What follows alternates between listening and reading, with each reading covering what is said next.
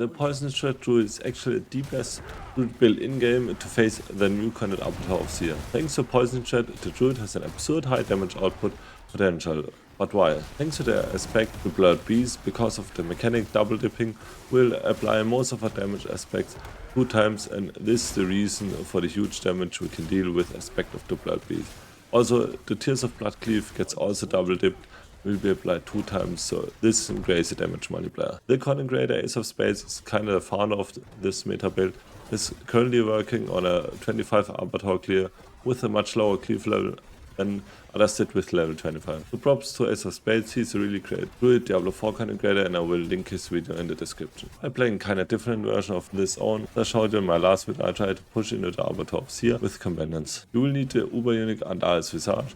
You can also play the build without it, but keep in mind that your damage as also your defensive potential is much lower. Why is Andariels Visage such a cornerstone in the build? Because of the lucky hit poison proc in the life scene. The poison proc chance will get a player almost every single time you dash through the enemy thanks to the high lucky hit chance of metamorphosis. Additionally, our poison creeper will also apply poison to the target. With the inexorable will ring and flicker step, we constantly pull and stun enemies thanks to Petrify. We will cast Petrify, then the enemies get pulled to us. We'll dash through them to apply the proc, and vulnerable we'll then use Poison Creeper, and then we will dash in and out until the enemy is dead. Hey guys, Angry with another Druid build guide in Diablo 4, and after my introduction and summary of the build, huge props to Ace of Spades for finding this crazy build. I will link his build and the chart planner of him, the original, in the description. As I said, my build is kind of different because I always try to build my own builds. And let's start with the gear. As I said, Andariels Visage is a must-have. If you don't have Andariels Visage, you can build and play with a legendary helm with ranks of Poison Creeper and armor, but keep in mind that you won't go that far in the Abattoir of Zir. So as next in my chest, I got aspect of the Cyclonic Force because I often will die when I'm not in my werewolf form.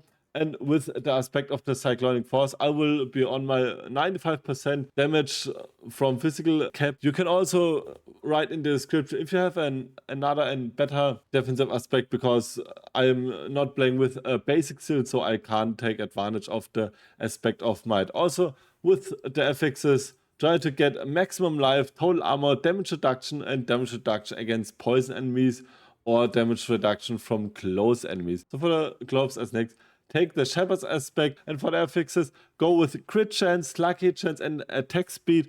Don't take ranks of shred. I didn't find a better gloves yet. Go with willpower, as we don't need the ranks of shred. So in your pens, you have to go with the vigorous aspect, so you will get another 15% damage reduction as werewolf form, and also go with total armor, damage reduction from poison enemies, damage reduction while fortified, and damage reduction or max life. Don't go with damage reduction while injured. I didn't get better pants. I need to go with some more dual rotations. And flicker step, as I explained earlier in the video, it's just the insta-lock for our Iradar's unique item. For the amulet, go with the aspect of the Blurred Beast, because it is our main damage resource. Try to get a maximum one. And also with the affixes, go with total armor, ranks of envenom passive. You don't need total armor while in werewolf form. If you will run the aspect of the Cyclonic Force, you can go with extra companion damage for more damage, or take 2 defensive aspects, damage reduction from close enemies, or damage reduction in general, or damage reduction for while fortified. So for the ring, with our aspect, go for the Starlight aspect, because thanks to the Starlight aspect, we can ditch our spirit generation in the Paragon board completely, and this frees up some nice defensive parts. What our fixes, go with critical strike chance, maximum life, lucky chance, and poison damage. So, and the other ring is the Iradar's inexorable will. This will pull our enemies together and has nice stats. Go with a max rank of lucky chance and willpower, and damage to close enemies. Ultimate skill cooldown reduction is also nice, but we will mainly reset it through our flicker step. For weapons, at the moment I'm testing out if 2 one-hander or a 2-hander is better. Maybe I will also try waxing gibbous for the trash packs until I come to the Bloodseekers. For the one-hand version in the X, go for the aspect of the Stampede with a max roll. Also go with all stats willpower and 2 other damage types. And for the offhand, you can go with the Stormclaws aspect, so it double dips again with critical strikes and shred, and the poison damage that will get applied. Go also with critical strike chains. The nice thing is you can go with another 2 damage reduction sources, so you can go with damage reduction while fortified and damage reduction against poison enemies. That will help us greatly in this build because it doesn't have the crazy amounts of damage reduction like the original build of Ace of Spades. And if you will go with a two-handed version, try to take willpower, critical strike damage, poison enemies, and normal all stats.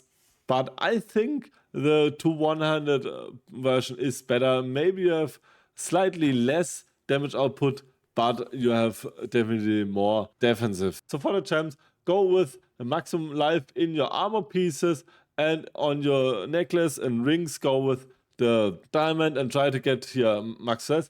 I'm not at the maximum res cap yet because my 2 rings are really low item level. Try to get here 925 item level, so you also have the max res here.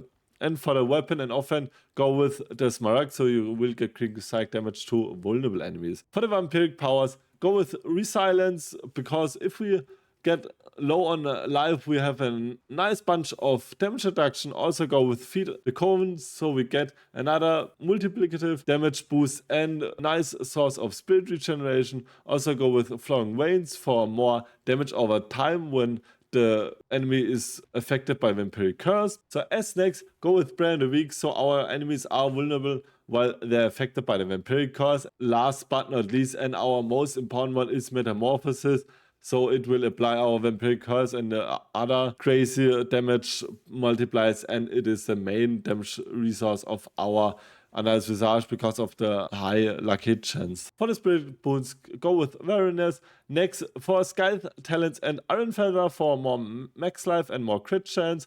For the wolf, go with Pack Leader, and you can also go with Energize instead of Scythe Talents if you have some spirit problems. And for the snake, we will go with Masochistic for more life generation. In the skill tree, you will start off with Maul or any other basic skill. We only need this so we can get through to our core skills. Go with 1 rank in Shred and the Primal Shred. So we don't need this for rank 5 because it is our main source of damage.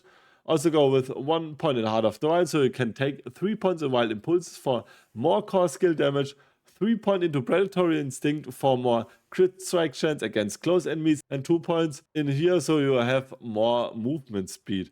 For the defensive part, go with Cyclone Armor, 2 points, and the Preserving Cyclone Armor, so you will have a total of 30% damage reduction every 10 seconds and a normal damage reduction of 10.9%. And because of our aspect of Cyclonic Force, it also applies to our physical damage reduction. Also go with Ancestral Fortitude for more res and Vigilance for 15% more damage reduction after we use a defensive skill. On our companions, go with 5 points in Poison Creeper, as also a point in Ferocious Poison Creeper, so our poison effects will last longer.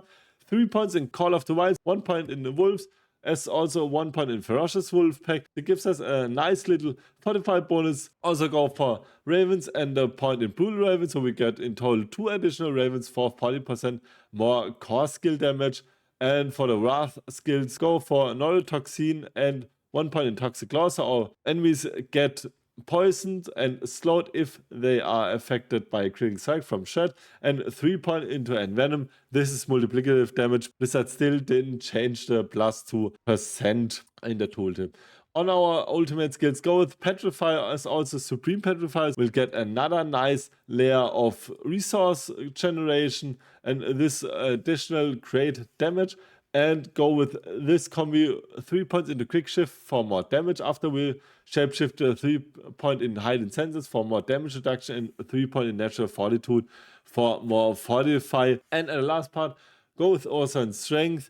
It will also double dip like everything in our skill tree, Paragon board and aspect, so you can go with crazy amount of damage. For Paragon board, the original board is also from Ace of Spades. He just built such a good Paragon board with huge max life and damage reduction. I tried to get a better Paragon board, but he made a really good. Maybe I can get some tweaks. Another props to Ace of Spades, really great conning grader. So in the fourth spot, go with Territorial. Also the resistance nodes, so we get another nice damage reduction against close enemies. For the next spot, go with Hide and Malice and try to always keep the Bloodseekers together, so they will get 45% more damage. And here you will slot in your Tears of Blood, as we have, I think, the second highest potential with the damage nodes here. And as your next spot, go with the Fang and Claw, so we'll get another nice maximum life of 15% and also 8% of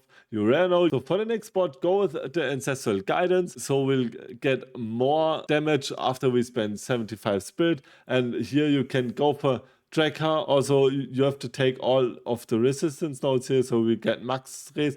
Maybe if you have 925 rings and amulets, you can drop some of these resistance nodes here and put it into other defensive options. So as the next spot, go with the Thunderstrike, as you get another layer of damage reduction from vulnerable enemies, and also take the Keeper node. And the companion deal 10% increased non-physical damage is also double dipping. So yeah, as I said, everything of us is kind of double dipping. So, and as the last spot, you will go with Undaunted Cleave in the Inner Beast board. You won't have Determination Cliff, but you're already on the armor cap. Because we have such high amounts of willpower, you will have the tenacity bonus. Also, you can go with the two-handed version if you think you need to make more damage. Just keep in mind you will lose the Stormglass aspect, but you will have a higher as Blurred Beast aspect. For stats, I got 23,000 max life on my baseline. So go for Gillian's Brew because it will boost the max life and lucky chance by another 15%. Also go with the Redamine Buzz. So you will have, I think, in total of 27,000 life. Also, we have multiple layers of damage reduce. All damage reduction from elites, damage reduction from vulnerable, damage reduction from close, and additional some tips to the build. Try to always dash out and dash in and do the stutter steps. It can be hard sometimes, and especially if you will playing the build for the first time, but after you learned it, tested it, and played sometime with it, it is really nice and it will scale your damage numbers to an absurd amount. So I hope I could show you a really nice build. As I said, the original build is of Ace of Spades, and I try to build my kind of own style with the companions. I will try to push this as far as I can and as far as my time will let me, and I will update it further on my channel. So if you like this video, please leave a like and subscribe. It would greatly boost my channel. And also write in the comments if you have questions, if you have some improvement tips, or just post what tier you did. I did a tier 10, but it is only because my time is really limited and I'm concentrating and I'm trying stuff out, and I think this is the first build I want to push with and will go much farther. So until next video, bye.